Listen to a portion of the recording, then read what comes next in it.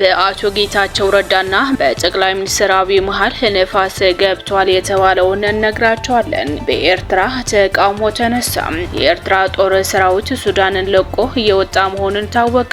ኢራን ተቃዋሚ ሰልፈኞችን መግደል የምትቀጥል ከሆነ ጣልቃ እንገባለን ሲል ፕሬዝዳንት ትራምፕ ተናገሩ። እነዚህና ሌሎች አዳዲስ መረጃዎች ይዘናል። እስከ ፍጻሜ መረጃችን አብራችሁ እንድትቆዩ እንጋብዛለን።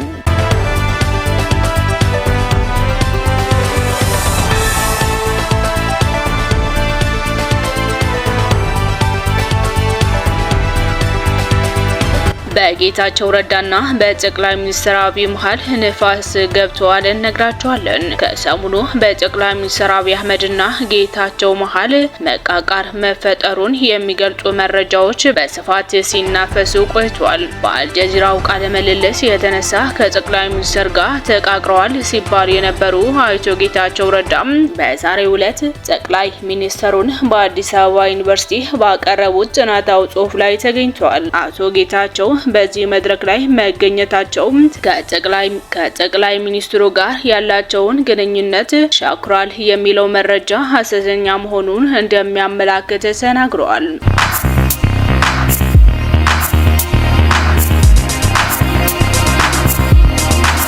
በኤርትራ ተቃውሞ ተነሳ።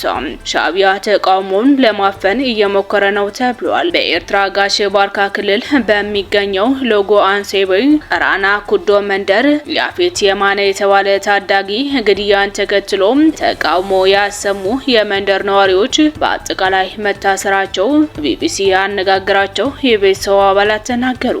ከሀገር ውጭ የሚኖሩ የአካባቢው ተወላጆችና ስማቸው እንዳይገለጽ የጠየቁ ነዋሪዎች ያው የተፈጸመ ሐምሌ 6 2018 ዓ.ም መሆኑን ተናግረዋል። ከዚህ በኋላ የአካባቢው ነዋሪዎች ግድያውን በሚመለከት ቅሬታ በማስማታቸው የሟቹ ወንድምን ጨምሮ ከ80 በላይ የመንደሩ ነዋሪዎች በመንግስት ኃይሎች በቁጥጥር ስር መዋላቸው ቢቢሲ ያነጋገራቸው የቤተሰብ አባላት ተናግረዋል። የ16 ዓመት ያፌት በጥይት ከተገደለ በኋላ የአካባቢው ነዋሪዎች ሐሸፍራይ ወደሚባለው ወታደራዊ ካምፕ ተወስደው ስራቸው የቤተሰብ አባላቱና የመንደር ነዋሪዎች ተናገሩ።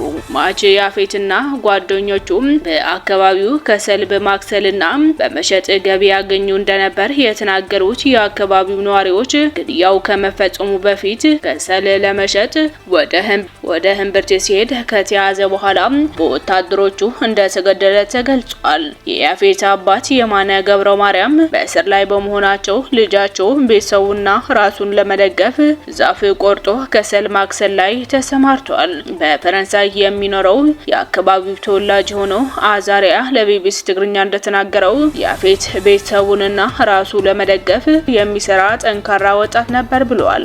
የአካባቢው ወጣቶች ብዙ ጊዜ ከሰል የሚያከስሉት ሌሊት ነው። ዳር 6 2018 ዓ.ም ያፌትና ጓደኞቹ ከህንብርቲ ወደ ቤታቸው ሲሄዱ ወታደሮቹ በቁጥጥር ስር አውላቸዋል። ወታደሮቹ ያፌትና ጓደኞቹን ከነ አህያቸው በቁጥጥር ስር እንዳዋላቸው የሚናገሩት አቶ አዛሪያም ወደ ካራንኩዶ መንደር ለመመለስ ሲሞክሩ ወጣቶቹ በማምለጥ በመንደሩ አቅራቢያ ተደብቋል ይላል። ኋላ ወጣቶቹም አህዮችን ከወታደሮች ለመውሰድ ሞክረው አብዛኞቹ ሲሳካላቸው ማቹ ያፌትና ሶስት ጓደኞች ግን ሳይሳካላቸው መቅረቱ አቶ አዛሪያ ተናግረዋል። የያፌት ጓደኞች ወደ ቤታቸው ሲሄዱ እሱ ግን ወደ አህያ ማቆያ ስፍራ በማምራት ለመውሰድ ሲሞክር ከማን እንደተተኮሰ ባልታወቀ ጥይት ተመቶ መሞቱን አዛሪያና ሌሎች ለቢቢሲ ስለሁኔታው ተናግረዋል። የኤርትራ ጦር ሰራዊት ሱዳንን ለቆ እየወጣ ነው ተባለ። ኢሳያስ አፈወርቂ ለግብጽ በመወገን ከሱዳን የሉዓላዊ ምክር ቤት ሊቀመንበርና የሱዳን ጦር አዛዥ የሆኑት ጀነራል አልቡርሃን ጎን በመሰለፍ በጀነራል ሐምዶን ዳግሎ ህምቲ የሚመራውን የሱዳን ፈጥኖ ድራሽ ኃይልን ለመፋለም ሱዳን ውስጥ አሰማርቶ የነበረውን 17137 ወታደሮችን ለማውጣት እየተራራጠ ነው።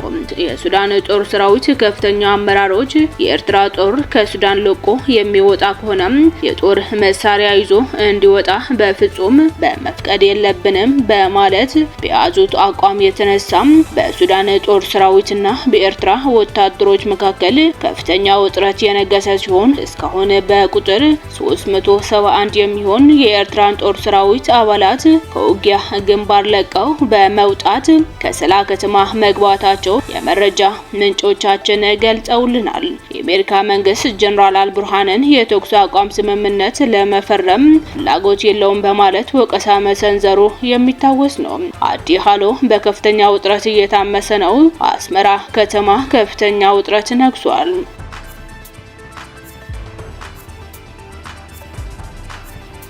ኢራን ተቃዋሚ ሰልፈኞችን መግደል የምትቀጥል ከሆነ ጣልቃ እንገባለን ሲሉ ፕሬዝዳንት ትራምፕ ተናገሩ። ኢራን ሰላማዊ ተቃዋሚዎችን የምትገድል ከሆነ አሜሪካ ጣልቃ በመግባት እንደምታድናቸው ፕሬዝዳንት ዶናልድ ትራምፕ ገለጹ። በኢራንና የተለያዩ ከተሞች የኑሮ ውድነትና የሀገሪቱ ገንዘብ የመግዛት አቅም ማሽቆልቆሉን በመቃወም በርካታ ሰዎች አደባባይ ወጥተው ድምጻቸው ማሰማት ከጀመሩ ቀናት ተቆጥረዋል። በዚህም ሳቢያ ትራምፕም ኢራን ተቃዋሚዎችን በጭካኔ በጥይት የምትገድል ከሆነ እርምጃ ልወስድ ዝግጁ ነኝ በማለት በትሩዝ የማህበራዊ ሚዲያ ገጻቸው ላይ አስፍረዋል። ትራምፕ ይህንን ያሉት ከ3 ዓመት ወዲህ በኢራን ውስጥ ያጋጠመ ነው በተባለው የአሁን ተቃውሞ በርካታ ሰዎች መገደላቸው የሚያመለክቱ መውጣታቸው ተከትሎ ነው። በተቃዋሚዎችና በመንግስት ጸጥታ ኃይሎች መካከል ግጭት የተቀሰቀሰው ባለፈው እሁድ ባለሱቆች በፍጥነት እየጨመረ ያለው የዋጋ ንረት መንግስት እያሽቆለቆለ ያለው የሀገሪቱን የመገባበያ ገንዘብ ለመታደግ ምንም አላደረገም በሚል ተቃውሞ ካሰሙ በኋላ ነው። ፕሬዝዳንት ትራምፕ በመጀመሪያው የስልጣን ዘመናቸው ከኢራን ጋር ከተደረሰው የኒውክሌር ስምምነት ከወጡ በኋላ ተነስቶላት የነበረውን ማዕቀብን በአውሮፓውያኑ 2018 መልሰው ስለጣሉባት የኢራን ምጣኔ ሀብት ችግር ውስጥ ገብቷል። በኢራን የተለያዩ ግዛቶች ውስጥ የሚካሄደው ተቃውሞ እየተባባሰ የቀጠለ ሲሆን የጸጥታ ኃይል አባላት ጨምሮ የሰው ሕይወት እያለፈ መሆኑን ተዘግቧል።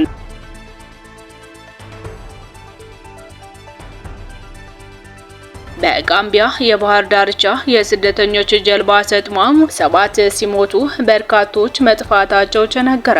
ወደ 2000 የሚጠጉ ስደተኞችን ያሳፈረች ጀልባ በጋምቢያ የባህር ዳርቻ ላይ ሰጥማ ቢያንስ 7 ሰዎች ሲሞቱ ብዙዎች ደግሞ እየደረሱበት መጥፋቱን ባለስልጣናት ገለጹ።